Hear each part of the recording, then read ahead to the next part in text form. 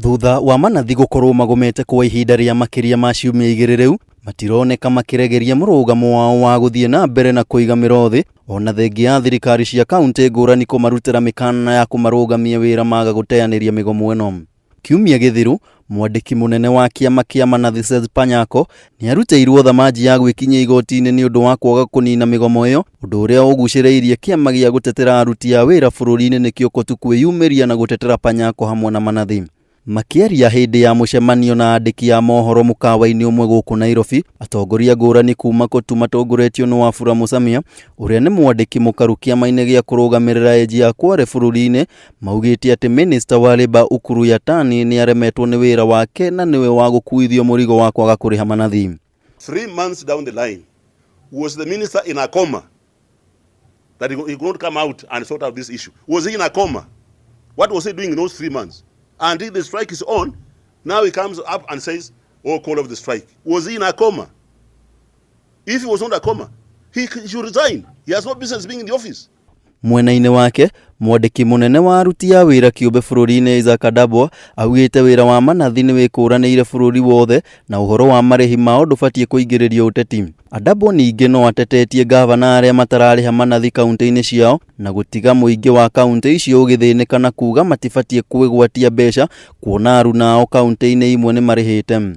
Nurses are doing a very paramount job. They are giving public service to Kenyans. Let us not politicize the issue of the nurses. Let's address the issue at hand. See what is the best way. Can we sort the nurses? Because if they agreed sometimes back in terms of payment that this allowance will be paid, why are we now changing goalposts? Why can't we address the issues in brackets other than just transferring the blame to A, B, C, D at expense of the public service who are in need of the nurses services? We cannot accept Kenyans to continue suffering in hospitals simply because of a confusion of a particular public officers who are sitting on specific and essential ministries and they are not playing their role adequately. We are saying no. Ũhoro-inĩ wĩgiĩ Manathi gũcoka wĩra nĩguo kũhe kamweke mĩario ya thirikari na kĩama kĩao, Wafula Mũcamia augĩte thirikari nĩ yahetwo notithi njiganu ya mĩeri 3 na ũguo mabatiĩ kũrĩha mbere ya Manathi macokete wĩra-inĩ, kuona nĩ mekiranĩire kĩrore CBA na oho kuga arĩa matarenda kũrĩha nĩ kũhũthĩra mahũthĩrire mbeca cia kũrĩha Manathi njoherera ciao gwĩka maũndũ mangĩ. The governors are duty bound to honor the collective bargaining agreement signed by the union, so that nurses can go back to work. We sympathize with the Kenyans. We sympathize with the patients who are not getting services in the hospitals.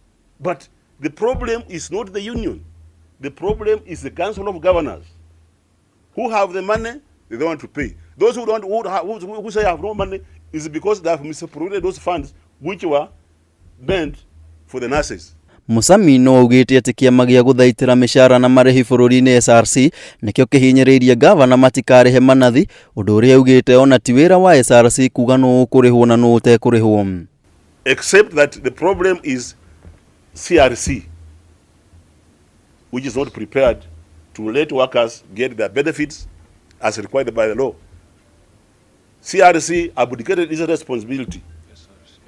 I mean, the SRC abdicated the responsibility by advising governors not to pay